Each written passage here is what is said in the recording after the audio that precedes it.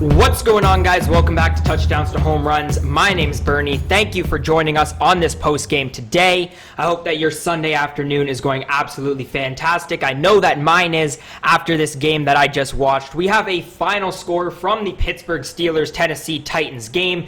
The Pittsburgh Steelers improved to 6-0 with a 27-24 victory, with the last 22nd missed field goal by the Tennessee Titans. But we're going to get to the game summary in a second. We'll get to the box score, all the team stats, all of that good stuff in just a second. But this was a game that we had high expectations coming into the week.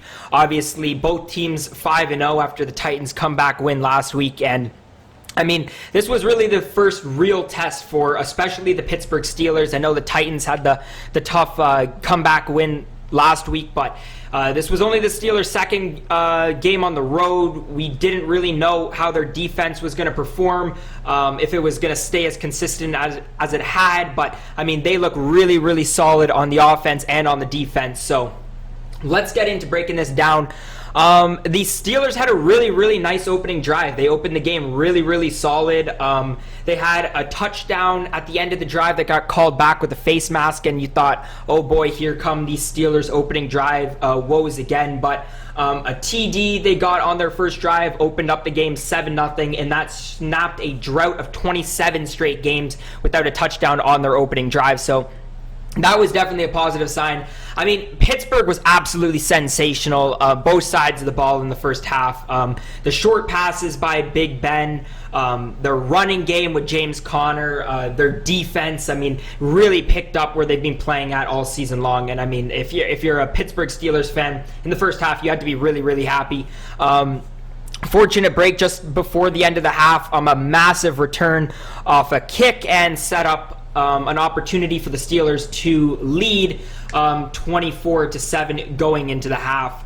Tennessee really struggled early. I mean, Derrick Henry had trouble getting going. Their passing game had trouble going. Pittsburgh dominated with time of possession in that first half. But, I mean, the second half was a completely different game, and Pittsburgh received the ball. The game looked like it was nearing being over. The Steelers get that 3 points, and then Tennessee responds with that big 70-yard touchdown pass to A.J. Brown. And then, I mean, let's talk about the end of the game, because that's what everybody wants to get to now. I mean, the Steelers nearly choked this game away. And give Tennessee credit, getting the stops that they needed, scoring when they had to. They got the break to score their 24th points with the penalty on Pittsburgh, which was absolutely horrible by the Steelers defense. That gave Tennessee another chance at that 1st and goal. And they ended up getting the 24 points, but this Tennessee went out, got another really, really crucial stop. Ben Roethlisberger struggled a bit in the second half, and I mean, set themselves up for the field goal at the end, which obviously they missed. But I mean, a lot of credit to Tennessee for even putting themselves into that position to win that game.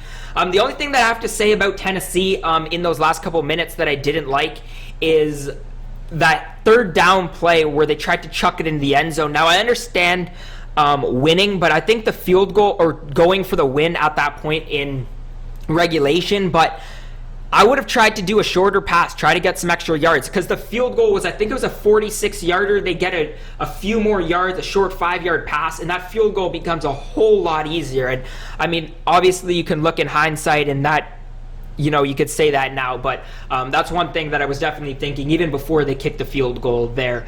Anyways, let's flip over to these box scores. We'll start with Pittsburgh.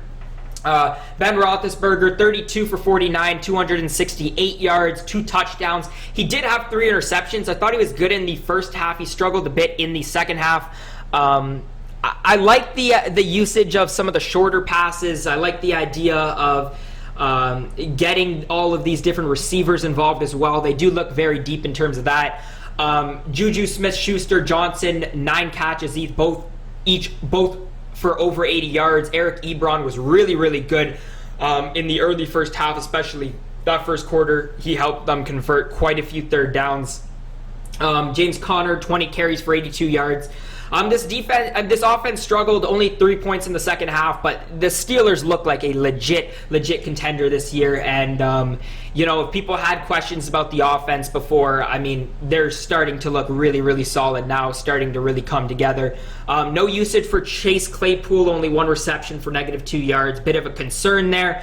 But let's flip over to Tennessee before we go on to the team stats. Ryan Tannehill, 18 for 30, 220 yards and 2 touchdowns. They started throwing the ball more in the second half. And, I mean, when Ryan Tannehill can throw the ball accurately, this defense becomes a whole lot more multi-dimensional. I think a lot of the times, and especially in the second half, in the first half as well, we saw that they can be one-dimensional at times. And when Derrick Henry struggles to get going, the Tennessee offense struggles to get going. But Derrick Henry found it in the second half a bit, 20 carries, 75 yards, and another touchdown. And I mean, he had some big plays as well.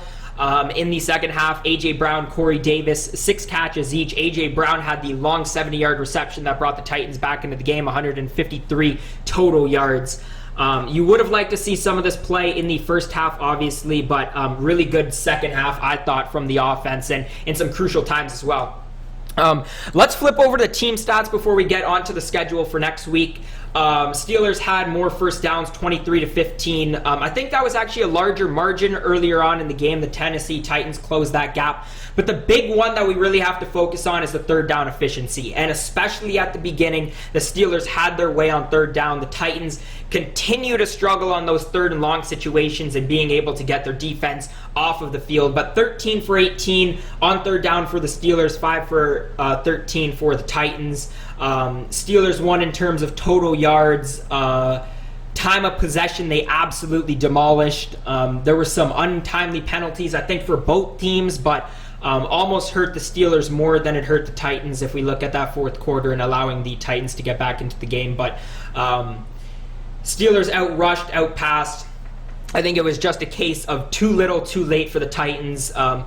But that's really been the tale for this year. I mean, they've already had 4 game-winning drives in the fourth quarter, and I would like to see Tennessee, when they go to play Cincinnati next week, to be able to start games better so that they don't only have to be a second-half team. Let me just pull up the games for next week. So, like I was just saying, the Tennessee Titans will get their first look at Joe Burrow and the Cincinnati Bengals. The Cincinnati Bengals played a pretty good game against the Cleveland Browns. Now, the Browns tend to be very inconsistent, but the Bengals made a ton of big improvements this year, and even if their record doesn't necessarily show how big of those improvements are, I think it'll be a really good game and a good chance as well for the Titans to be able to bounce back and improve their record to 6-1. If we flip over to the Pittsburgh Steelers, big test next week. They got Lamar Jackson and the Baltimore Ravens. The Ravens are 5-1, only loss against Patrick Mahomes. Obviously, a lot of people have the Ravens as contenders. So, if you are still questioning if the Steelers are legit or not, I mean, this will be a great test, definitely their hardest test so far against the Baltimore Ravens, so we'll have to wait and see what that game has in store. But if you guys did make it to this point in the video, thank you. If you guys like these post-game shows, make sure to leave a thumbs up, subscribe to Touchdowns to Home Runs, turn on the post notifications. Before every game, from Monday to Friday, we put out a whole bunch of game previews for college football and the NFL. And on Saturdays and Sundays, we do the post-game shows just like these for college football and the NFL. So if that's something that you like, you're interested in football, you liked what you heard today, you should definitely consider sticking around. As always, guys, thank you so much for listening, and I'll see you guys next time.